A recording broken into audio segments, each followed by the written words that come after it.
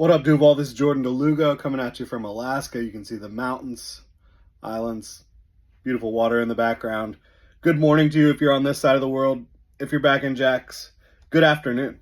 We're 4 hours behind here. I want to talk a little bit about what's going on with Doug Pederson and the locker room. Talked about Doug Pederson yesterday. I do think it's time to move on. If you want to hear about that, go check that video out. This is more about a report that we have and then Doug Pederson's response to that report.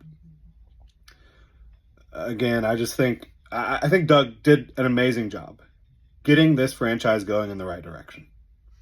When he took over this job, was there young talent? Was there a young star quarterback? Absolutely, there was.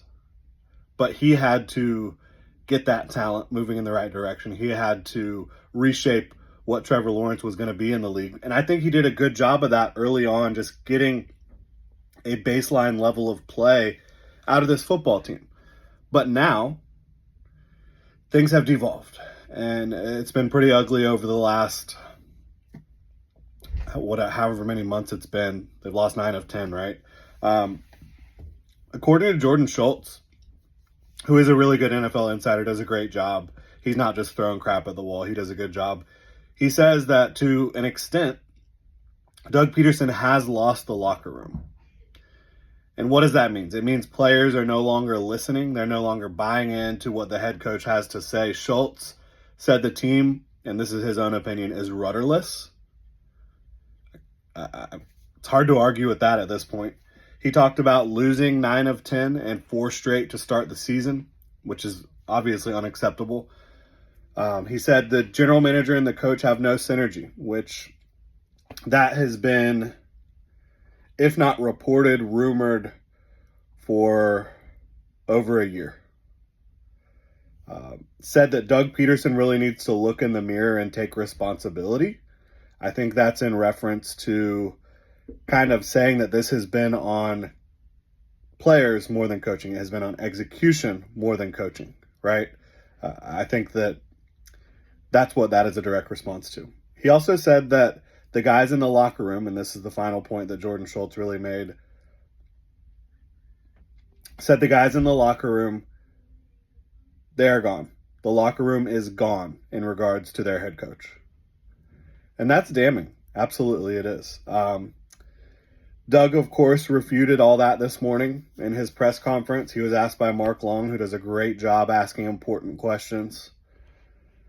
Absolutely does.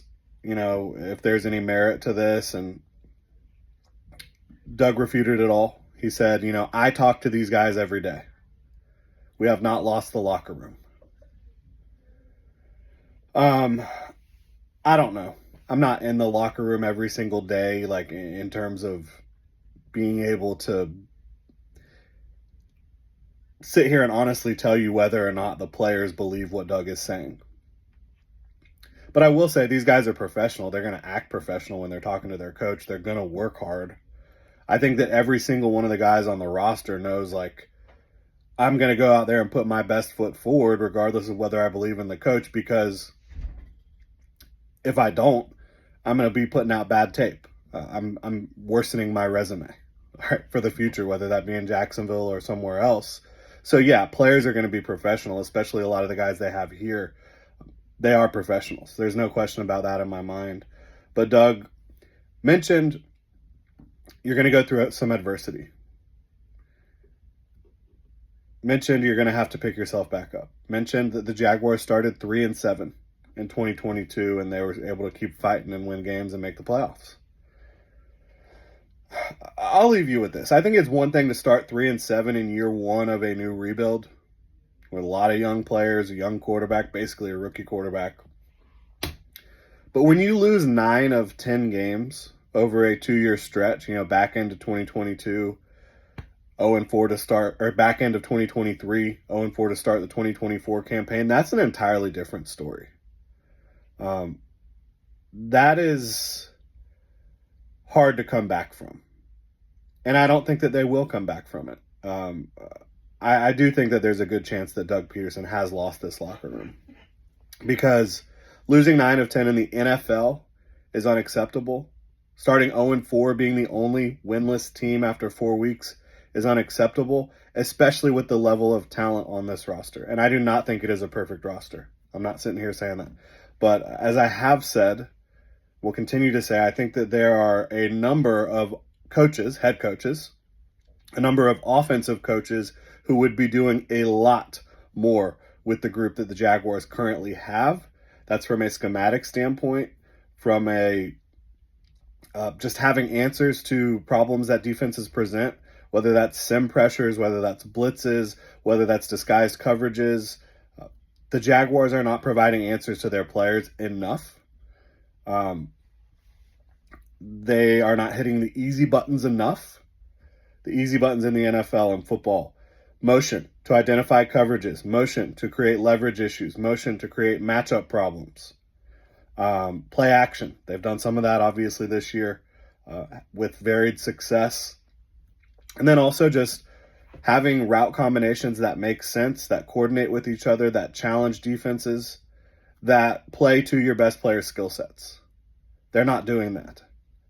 They're also just making stupid decisions. Like, again, I cannot harp on the fact in the fourth quarter against Miami, you're going to go into a shell when you have Trevor Lawrence playing very good football. You can't do that against a Miami Dolphins team who at that time was fairly healthy, who was scorching hot in that fourth quarter to start things. You can't do that. That was a coaching blunder. I also believe strongly that, going for it on that fourth down play against the Houston Texans, 4th and goal, was a blunder. And that was after you just made 2 blunders, giving the ball to Tank Bigsby twice after he had a 58-yard run and he's gassed. That makes 0 sense. And everybody on this planet that watches the Jacksonville Jaguars knows how they perform on 3rd and 4th down. It is not good. When you have a game on the line, when you're trying to win your first game, give yourself a chance by taking that field goal, making the Texans have to score a touchdown, and then you change the mindset of that football game. You change the mentality. The Jaguars defense would then be able to play a little bit more free because they know that all they have to do is prevent a touchdown, right? And it puts more pressure on the Texans offense, who they can't just get a field goal. They know they have to score. That changes the psychology of the game. And then you're also giving yourself a chance to just, if they do go score a touchdown, all you need is a field goal. And you have a kicker who can make it from distance.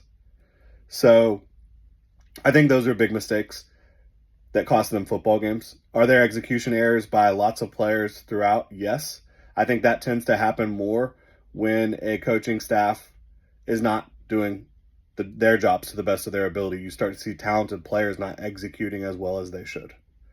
So again, I think going 3-7 to start year 1 is entirely different than going from end of year 2 to beginning of year 3, 9 of 10 losses, 0-4 to start year 3.